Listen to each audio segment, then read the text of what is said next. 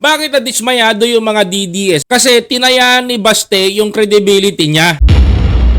Ngayon, ang sisihin mo, yung mga content creator mo. Paano pagtatanggol to ng mga DDS ngayon, mga kababayan ko? Kung hindi nyo kaya, huwag kayong maghahamon. Alam mo, pinatunayan nyo lang dito na puro kayong ngak-ngak dyan sa Davao. Bakit? Alam mo, ilang DDS na nga napapanood ko ngayon, mga kababayan ko. Sa totoo lang ha, ilang DDS na napanood ko ngayon, ilang mga nagkukomento na ng mga small-time content creator ninyo, ang talagang dismayado. Bakit na dismayado yung mga DDS? Alam nyo kung bakit, mga kababayan ko? Mga kababayan, number one na paalala ko lang. Kasi tinayaan ni Baste yung credibility niya. Yes, mga kababayan ko. Tinayaan ni Baste yung credibility niya, mga kababayan. But suddenly, mga kababayan ko, yung kayabangan na sinabi niya, yung pagbabakbak niya ng kakabakbak sa kanyang mga vlog, mga kababayan ko, yun din ang sisira sa kanya. Ngayon, ang sisihin mo, yung mga content creator mo. Mali-mali yung ginawang pagtitrigger sa'yo. Mga kababayan ko, hinamon mo yung PNP chief, tapos ngayon tatakas ka. Di ba? Oh, ano pang saysay niyan, mga kababayan?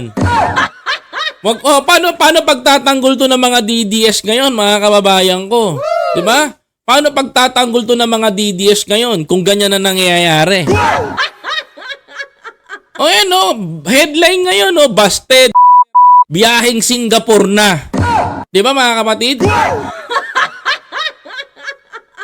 Yung mayor ng Davao malakas mag-amon. So bigyan natin ng analisiya, mga kababayan. Bigyan natin ng analisiya to. Siyempre. Di ba? Makulupit eh. Di ba? No, teknolohiya. Bigyan natin ng analysis. Kahit pa paano. Di ba? Wag natin kengko yun lang. Ganito. Makinig kayo. What if pumatol si Baste doon kay Tore, mga kababayan ko? Hindi siya mananalo. Bakit? Mga kababayan, alam nyo ba paano ko gustong sabihin sa inyo to kung bakit? Mga kababayan ko, pag pinatulan ni General Tore, pag pinatulan ni Baste si General Tore, mga kababayan ko, pumatol siya sa matanda. Oh, mga kababayan ko. Second, mga kababayan ko, mga kapatid, ano masasabi doon? Mga kababayan ko, pag pinatulan niya ulit si General Torre, ang tawag din sa kanya doon pa rin. Bakit? Mga kababayan ko, nagamo ka ng suntukan, hindi ka sumipot, tapos kayo pinaasa mo yung matanda, tawag sa'yo